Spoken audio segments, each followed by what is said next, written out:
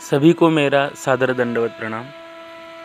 आज हम परमेश्वर हमारी किस प्रकार सहायता करते हैं इस संदर्भ में चर्चा करेंगे। एक समय की बात है, किसी गांव में एक साधु रहता था।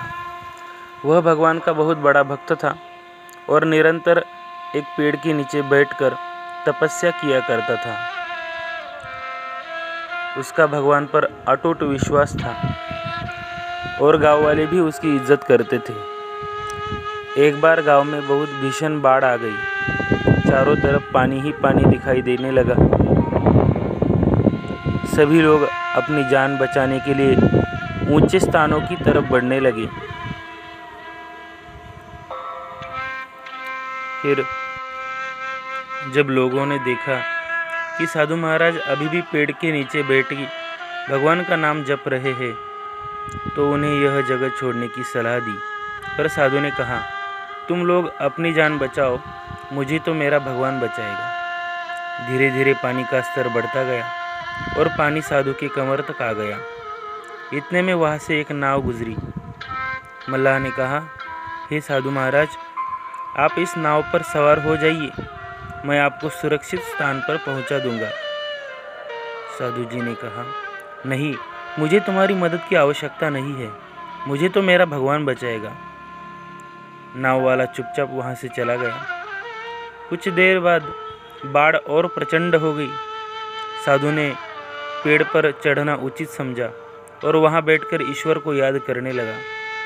तभी अचानक उन्हें गड़गड़ाहट की आवाज़ सुनाई दी। एक हेलीकॉप्टर उनकी मदद के लिए आ पहुंचा। बचाव दल ने एक रस्सी लटकाई और साधु को उसे जोर से पकड़ने का आग्रह किया। पर साधु फिर बोला, मैं इसे नहीं पकड़ूंगा, मुझे तो मेरा भगवान बचाएगा। उनकी हट के आगे बचाव दल भी उन्हें लिए बगैर वहां से चला गया।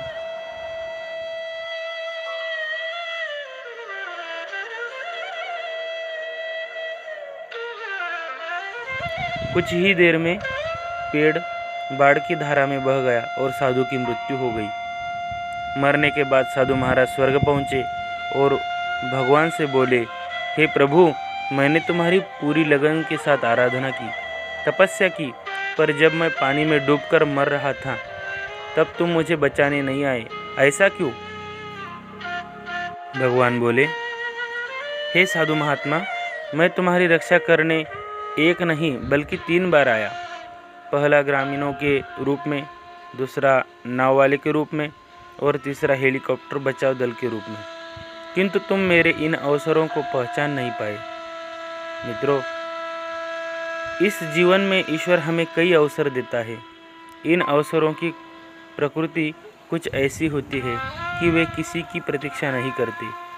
वे एक दौड़ते हुआ घोड़े के समान होते हैं जो हमारे सामने से तेजी से गुजरते हैं।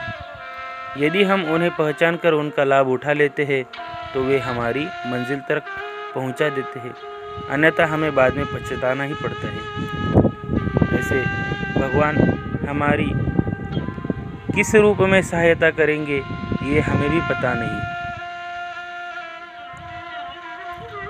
वो किसी के भी रूप में आ सकते हैं, इसलिए भगवान के रूप को पहचानो और उनकी भक्ति में लीन हो जाओ। आज की यही शिक्षा है। दंडवत प्रणाम।